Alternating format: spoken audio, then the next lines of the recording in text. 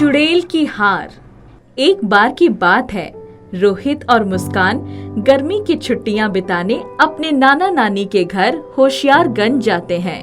वहां पहुंचकर और नाना नानी से मिलकर दोनों बहुत खुश हो जाते हैं। नाना जी, हम आ गए छुट्टियां आप दोनों के साथ बिताने। हाँ, और हम सब मिलकर खूब मजे करेंगे। अरे बिल्कुल मजे करेंगे। अच्छा हुआ तुम दोनों यहाँ आ गए। तुम दोनों के आने से जैसे घर में रौनक आ गई। रोहित और मुस्कान अपने नाना नानी से खूब सारी बातें करते हैं। मुस्कान अपने नानी से कहती है, नानी जी, क्या अब हम दोनों बंटी और बबली के साथ खेलने जाएं? हाँ जरूर, बंटी और बबली तुम दोनों को देखकर बहुत खुश हो जाएंगे। रोहित और मुस्कान अपने पुराने दोस्त बंटी और बबली से मिलते हैं। वो सब एक दूसरे से मिलकर बहुत ही खुश हो जाते हैं। चारों साथ में मिलकर छुपन छुपाई खेलने का प्लान बनाते हैं। आज हम सब छुपन छुपाई खेलेंगे, ठीक है? हाँ, बहुत मजा आएगा।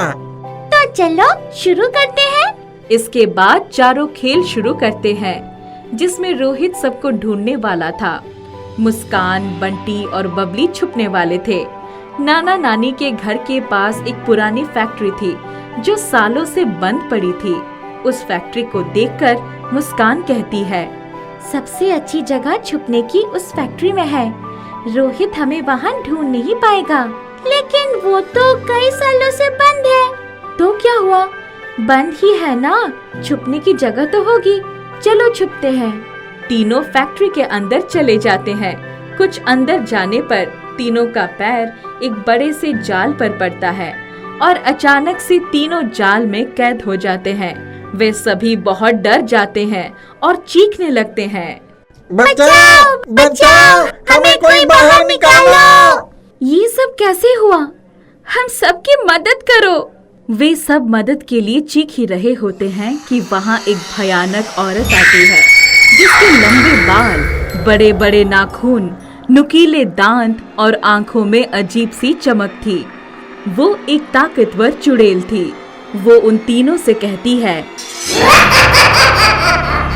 स्वागत है मेरे बच्चों। बहुत दिनों बाद मेरे घर कोई आया है। अब मैं तुम सबको कभी जाने नहीं दूंगी। ऐसा कहकर वो जोर जोर से हंसने लगती है। थोड़ी हिम्मत जुटाकर मुस्कान उस चुड़ैल से कहती है, कौन हो तुम? हमें क्यों पकड़ रखा है तुमने? तुम अभी तक नहीं समझ पाई कि मैं कौन हूँ। देखो मुझे, मैं एक ताकतवर चुड़ैल हूँ। मुस्कान, बंटी और बबली बहुत ज्यादा डर गए। उधर रोहित तीनों को ढूंढ ढूंढ कर परेशान हो जाता है। कहाँ चले गए तीनों? कहाँ ढूंढूं मैं? हर जगह देख लिया, कहीं नहीं मिल रहे। बहुत ढूंढने के बाद रोहित वापस नाना और नानी के पास चला जाता है और उन्हें पूरी बात बताता है। नाना नानी रोहित से कहते हैं, अरे तुम चिंता मत करो रोहित, हम उन्हें ढूंढ लेंगे। पता नहीं कैसे होंगे और कहाँ होंगे मेरे बच्चे। काफी ढूंढने के बाद भी मुस्कान, बंटी और बबली का पता किसी को नहीं लगता है। रोहित और उसके नाना नानी बहुत परेशान हो जाते हैं। ऐसे ही 2 दिन बीत जाते हैं। रोहित सोच में पड़ जाता है, आखिर जा कहाँ सकते हैं वो तीनों? कहाँ ढूंढूं मैं? मुझे फिर वही खोजना चाहिए जहाँ हम उस दिन खेल रहे थे। रोहित वापस वही जाता है और सारी जगह को ध्यान से देख रहा होता है। तभी उसकी नजर फैक्ट्री पर पड़ती है। अरे मैंने इस फैक्ट्री में तो ढूंढा ही नहीं, लेकिन क्या वो सब इसमें मिलेंगे? चलो एक बार देख कर आता हूँ। रोहित फैक्ट्री में जाता है और सभी बच्चों को ढूंढना शुरू कर देता है। ढूंढते ढूंढते वो उस तरफ जाता है जहाँ चुड़ैल मुस्कान, बबली और बंटी को डरा रही होती है। रोहित चुड़ैल को देखकर दंग रह जाता है। अरे मुस्कान, बंटी और बबली तो यहाँ हैं और ये तो एक शक्तिशाली चुड़ैल है। मुझे इन सबको बचाना होगा। रोहित चुड़ैल की बातें छुपकर सुनता है। वो मुस्कान, बंटी और बबली से कहती है, कितनी भी मिन्नतें कर लो, अपने भगवान को याद कर लो। लेकिन कोई तुम सबको नहीं बचा पाएगा। मुझे कोई नहीं हरा सकता। जानते हो क्यों? क्योंकि मेरी जान इस चमत्कारी पत्थर में है, जिसे मैं हमेशा अपने गले में पहने रहती हूँ। रोहित जान चुका था कि उस चुड़ैल को कैसे हराना है, लेकिन वो सोच में पड़ गया कि उस पत्थर को वो हासिल कैसे करेगा। उस पत्थर को मुझे हासिल करना होगा, लेकिन वो मुझे मिलेगा कैसे? चुड़ैल उसे हर वक्त अपने गले में पहने रहती है। मुझे उस चुड़ैल पर नजर रखनी होगी। रोहित चुड़ैल पर नजर रखता है। कुछ समय बाद वो देखता है कि चुड़ैल एक कमरे में जाती है। वो भी उसके पीछे जाता है और देखता है कि चुड़ैल के पास एक जादुई शीशा है।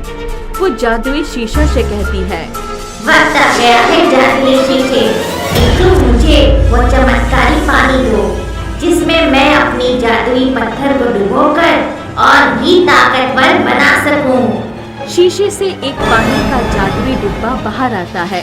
चुड़ैल उसे ले लेती है। उसके बाद वो अपने गले से पत्थर को निकालती है और तभी बाहर से तेज आवाज आती है। ये कैसी आवाज थी? कहीं कोई आ तो नहीं गया? मुझे जाकर देखना चाहिए।